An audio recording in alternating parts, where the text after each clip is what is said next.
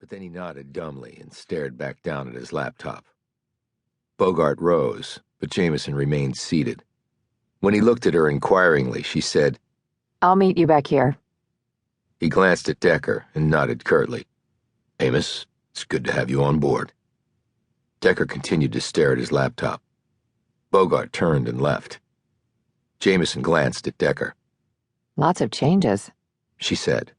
in a short period of time. He shrugged. "What is really fascinating you about the Mars case?" She asked. "Because you played football against him?" "I don't like people just showing up out of the blue and confessing to a crime." "Like what happened in your family's case?" Decker closed the laptop and leaned back in his chair. "Tell me about the other team members." "I've only met one of them, Lisa Davenport. She's a clinical psychologist from Chicago. She's in her late 30s and very nice, very professional."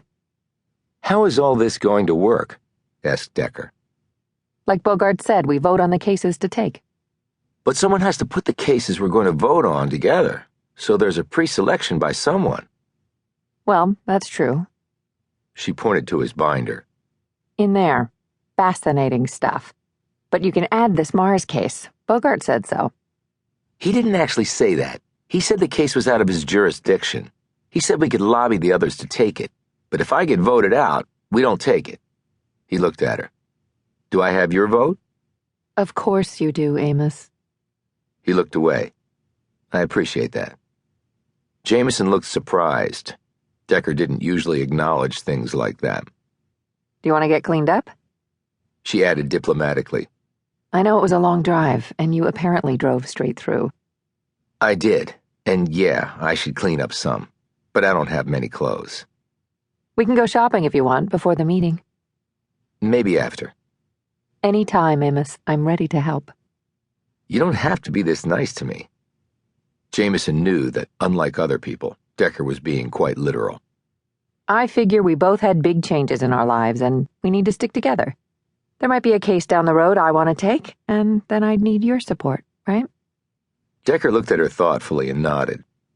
"You're more complicated than you make yourself out to be," "One can only hope," she said, smiling weakly. Chapter 6. "How do I get 20 years of my life back? You want to tell me that? How?" Melvin Mars sat across from his attorney in the visitor's room at the prison. Mary Oliver was in her mid-30s, with auburn hair cut short and square glasses over her sparkling green eyes. Her angular, pretty face was sprinkled with freckles. "You don't, Melvin," She said. "Nothing can do that. But they haven't confirmed Montgomery's story yet, so let's not get ahead of ourselves." "I don't know this dude. I never met this dude. I never knew he even existed until they came and told me. So they can't say I paid him to kill my parents.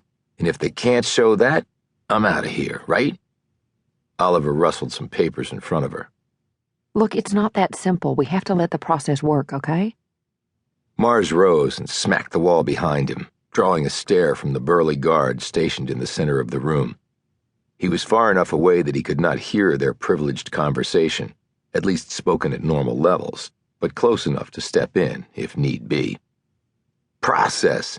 I let the process work before, and you see what it got me. They took my damn life, Mary." "It's natural to feel betrayed and taken advantage of, Melvin. Everything you're feeling, it's natural."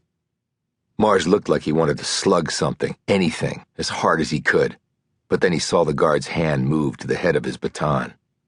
He also saw the guard's mouth twitch in anticipation of kicking some prisoner ass. "Just give me a reason, asshole, please." Mars calmed and sat down. "So how much longer does this process have to work?" he said in a normal voice. "There isn't a set timetable for this because of its unusual nature," explained Oliver, looking relieved that he was being more reasonable. "But I will keep on top of it every second, Melvin. I promise. I will push them. And if I even see them starting to drag their feet, I will call them on it, I swear. I'll file motions." He nodded. "I know you will." She said, "This must be so hard for you. When I first heard of it, I was flummoxed. I still don't know the connection between your parents and this Charles Montgomery." "Well, if there is a connection, they didn't